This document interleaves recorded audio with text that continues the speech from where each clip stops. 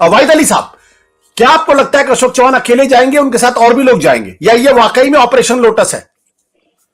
आशुतोष जी, मुझे जहां तक खबर मिल रही है वो साफ तौर पर यह है कि उनके साथ एक नहीं, दो नहीं, बल्कि 7-8 विधायक जा सकते हैं। देखिए, मैं ऐसा इसलिए कह रहा हूं क्योंकि जैसा कि हम सभी जानते हैं कि अशोक चौहान का महाराष्ट्र की राजनीति में और कांग्रेस में बहुत अच्छी एक दावेदारी रही है। महाराष्ट्र के 2 बार सीएम रह चुके हैं।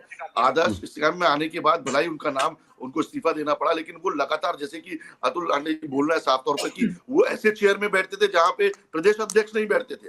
तो जाहिर सी बात है कि उनके कनेक्शन बहुत अच्छे हैं पूरे पार्टी के साथ, पार्टी के विधायकों के साथ। हालांकि वो साफ तौर पर कहते ही दिखाई दे रहे हैं सुबह से ही कि मैंने अभी तक मन नहीं बनाया, मैं 48 घंटे लूंगा कि मैं किस पार्टी के साथ जाऊंगा। अभी तक वो अपने पत्ते खोल नहीं रहे हैं कि वो कांग्रेस एनसीपी के साथ जा रहे हैं या बीजेपी के साथ जा रहे हैं। लेकिन ये बात तो तय हो गई है कि चलिए वो बीजेपी के साथ ही जाएंगे, क्योंकि जैसा कि हमने सबने देखा कि 2 दिन पहले जहां संसद में उनकी बात होती है आदर्श स्कैम की, तो जाहिर सी बात है कि आज इस्तीफा दे दिया उन्होंने। तो हम सब समझते हैं ये चीज, लेकिन हमारा दुर्भाग्य ये है कि हम समझने के बावजूद कुछ नहीं कर सकते। और आपके सवाल में मैं वापस आता हूँ सुतोष जी, कि 7 से 8 विधायक इनके साथ हमेशा जुड़े रहे हैं, जो इनको अपना गुरु मानते रहे हैं।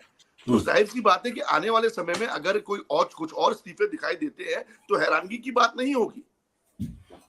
तो ये इसके पीछे का कारण क्या है? क्या उनको लगता है कि कांग्रेस पार्टी अब उनके लिए उतनी फलदायी नहीं रही है, या उनके पर किसी तरीके का दबाव काम कर रहा, जैसा कि बार बार कहा जाता है? ये बहाना भी हो सकता है।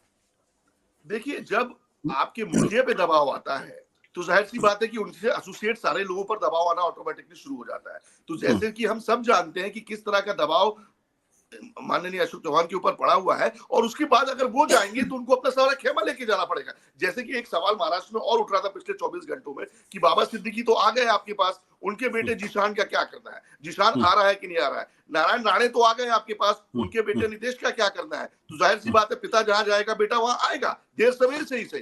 तो यहाँ पे भी यही देखने को मिल रहा है कि बाबा सिद्दीकी चले गए तो जिशान भी आज नहीं तो कल उनको जाना है। और अगर यहाँ पे अगर ये चौहान साहब चले गए तो जाहिर सी बात है कि उनके जो खास मित्र हैं, खास गुरु चेले हैं उनके, वो साथ में जाना ही जाना है। तो जी इसमें कोई दो राय नहीं है। सत्य हिंदी का ऐप डाउनलोड करें गूगल प्ले स्टोर पर।